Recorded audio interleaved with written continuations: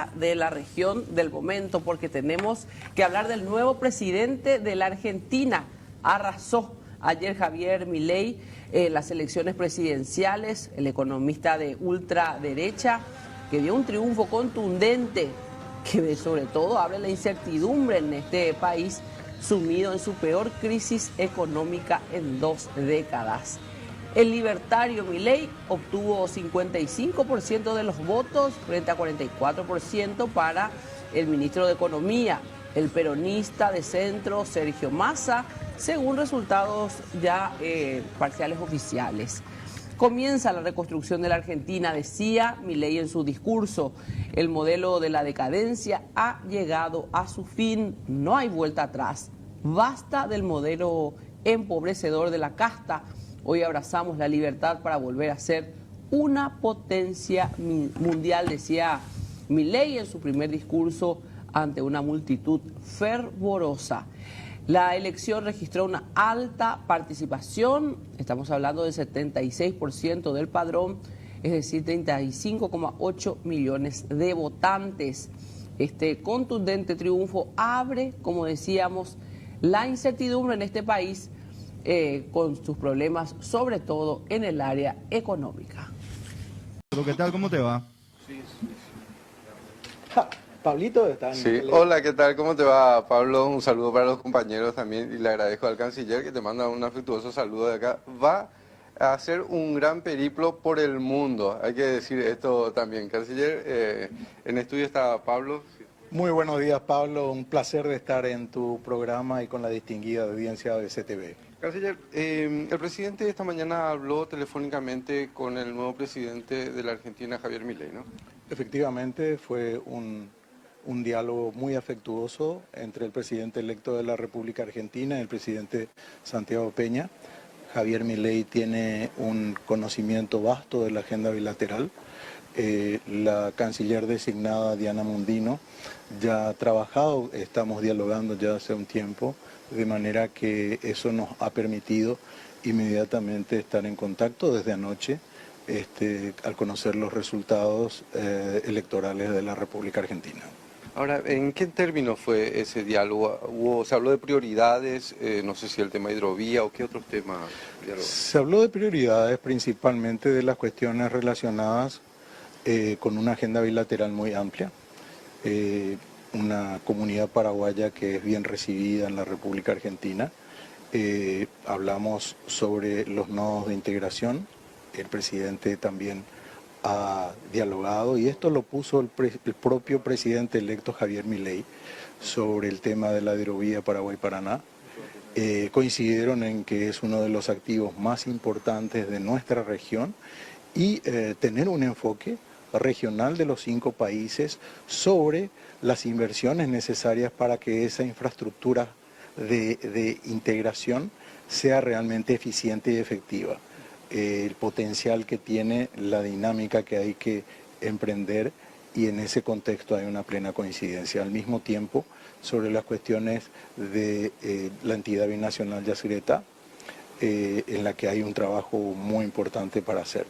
Vecino, inmediatamente preguntamos cómo va a repercutir esto en Paraguay y más aún teniendo cuestiones de alianzas económicas o incluso algunos conflictos en este momento. En su momento, Javier Milei durante la campaña habló acerca de los paraguayos que van al Garraham a atenderse. Por ejemplo, son varias las cuestiones y aristas que se discuten y se reflexionan.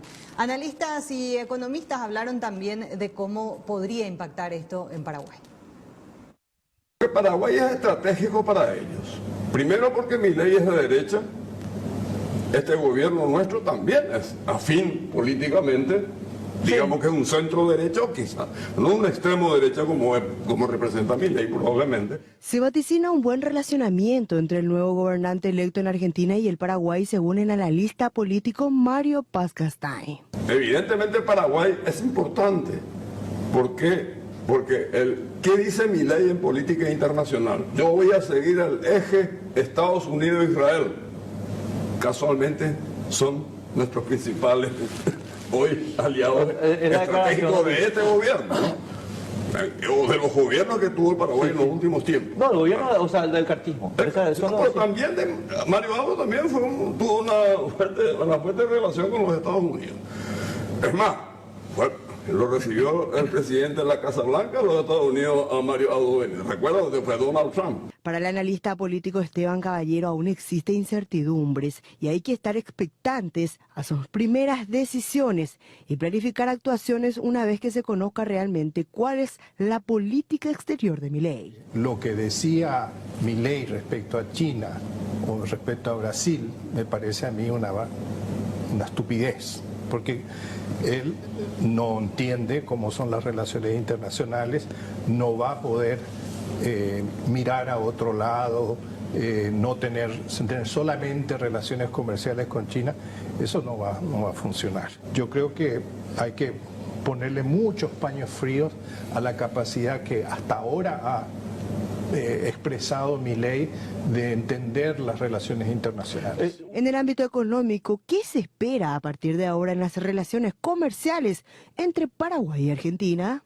Los productos argentinos van a ser más caros, como siempre fueron en periodos normales, que los productos paraguayos. O sea, el argentino el que viene a comprar barato acá. Claro, el argentino venía a comprar barato acá. Lo que sí en la transición, por ejemplo, una devaluación muy brusca al liberar el cambio, va a hacer lo contrario de entrada. La leche argentina va a ser más barata formalmente importando que la leche de Paraguay. Más barata todavía. Más barata que lo que ahora no, más barata que el contrabando no. Más barata que el importador legal.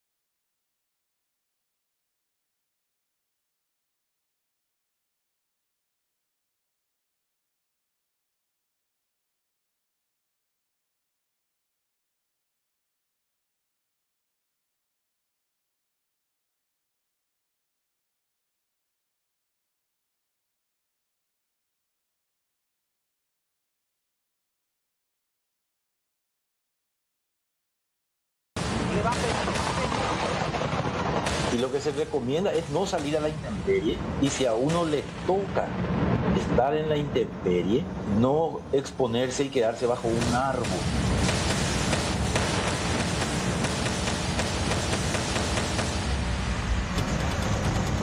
Vamos a hablar de los rayos, descargas eléctricas. Este fin de semana se cobró de vuelta la vida de una niña de apenas 12 años. ¿Dónde ocurrió esto? En la zona conocida como Santa Rita, San Vicente Pancholo, departamento de San Pedro. Ella se encontraba en la puerta de su casa cuando se produjo una importante descarga eléctrica que automáticamente terminó con su vida. Su padre salió para auxiliarla, pero ya nada se pudo hacer. Lastimosamente, ella falleció dentro de su propia casa. Y decían de que hubo una actividad eléctrica de minutos nada más y esto se disipó, incluso ni siquiera se registraron lluvias. Pero lastimosamente, a lo largo de estos meses, venimos registrando una importante cantidad de descargas eléctricas en nuestro país, en algunos casos también con derivación fatal. Estas imágenes corresponden a un hecho que había ocurrido en Itá, dentro de una plantación, en una chacra, donde un trabajador terminó perdiendo la vida. El rayo cayó por la planta de un cocotero y él estaba muy cerca del lugar y lastimosamente falleció. Hay otros registros también que se tienen, como por ejemplo de lo que había ocurrido en Lambaré en agosto de este año. El rayo afectó una casa que incendió por completo, fíjense.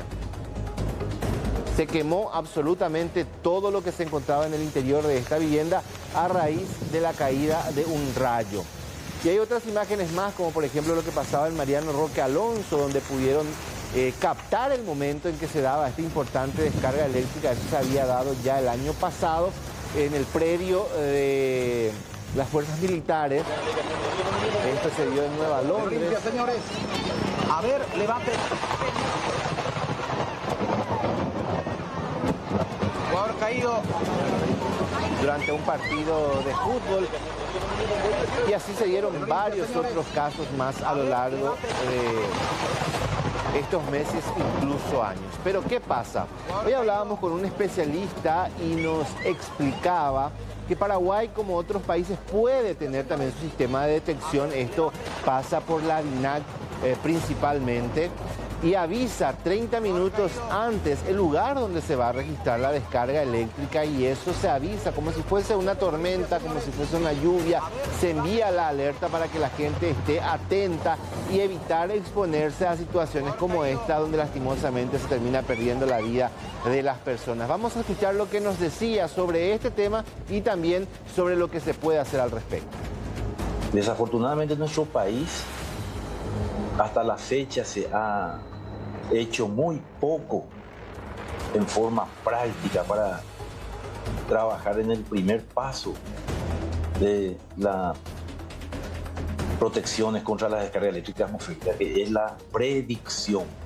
Usar sistemas de monitoreo que permiten anticipar la caída de un rayo con 30 minutos aproximadamente de antelación para decir dónde va a caer el rayo. No es costoso porque, en primer lugar, protege una vida humana. Una vida no tiene precio. Y en segundo lugar, existe ya tecnologías dominadas. En Europa está la red de detección, localización y medición de descargas eléctricas atmosféricas. Estados Unidos también lo tiene. Brasil también lo tiene en cierta parte de su país, al igual que Colombia. Y lo que se recomienda es no salir a la intemperie. Y si a uno le toca estar en la intemperie, no exponerse y quedarse bajo un árbol. Ahí está lo que decía el ingeniero Humberto Berni. Nos explicaba específicamente el caso de Pereira en Colombia, por ejemplo, donde los pobladores reciben un mensaje y les dice: señores, va a haber una descarga eléctrica, por favor, cuídense. Y eso evitó salvar varias vidas. Y él también nos compartía esto, lo que hay que tener en cuenta cuando se dan descargas eléctricas, al menos que sea absolutamente necesario, no salir al exterior ni permanecer en la intemperie cuando se registran tormentas. Esa es una de las sugerencias para la ciudadanía cuando se da este tipo de fenómenos. Buscar refugio en el interior de edificaciones, vehículos u otras estructuras que ofrezcan protección contra rayos. Son varias las recomendaciones, vamos a compartir algunas nada más. Si está en una instalación recreativa, un parque, por ejemplo, hay que seguir las instrucciones de las personas encargadas en ese lugar. El próximo, por favor. Los siguientes lugares constituyen una protección adecuada contra rayos: contenedores totalmente metálicos, viviendas y edificaciones con un sistema adecuado de protección, y automóviles y otros vehículos cerrados con carrocerías metálicas, eventualmente.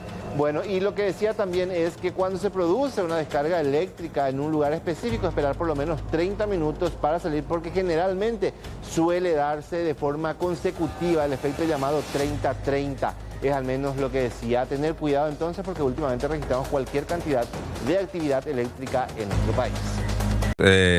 Preocupante porque continúa. Una mujer fue encontrada sin signos de vida en el interior de una vivienda de la ciudad de Luque. Se presume, Ijicuay, que podría tratarse de un nuevo caso de feminicidio.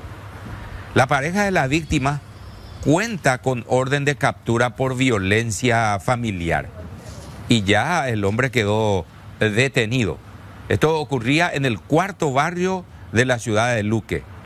Según el policial, recibieron una denuncia a través del sistema 911, donde se alertó sobre un fuerte olor, ya que expedía la habitación donde vivía, dice la joven pareja. Más detalles, el comisario Rodolfo Sánchez. Supuesto hallazgo de cadáver hasta ese momento, ¿verdad? El que hizo la llamada dijo que desde una de las habitaciones en el fondo de su vivienda emanaba un olor fuerte, nauseabundo, ¿verdad? Se hizo presente el personal policial hasta el lugar y con presencia de la policía ingresaron hasta uno de los dormitorios que se encuentra en el fondo y precisamente hallaron lo que sería un cuerpo, ¿verdad? De una femenina, una señorita que solía frecuentar ese lugar.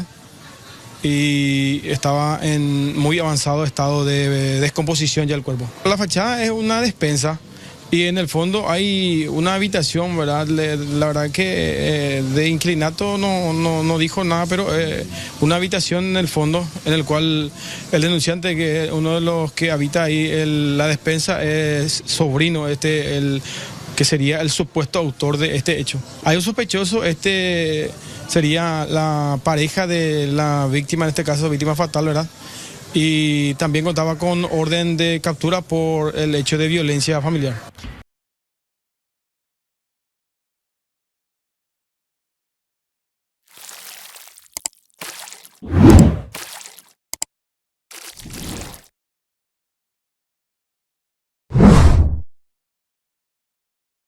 you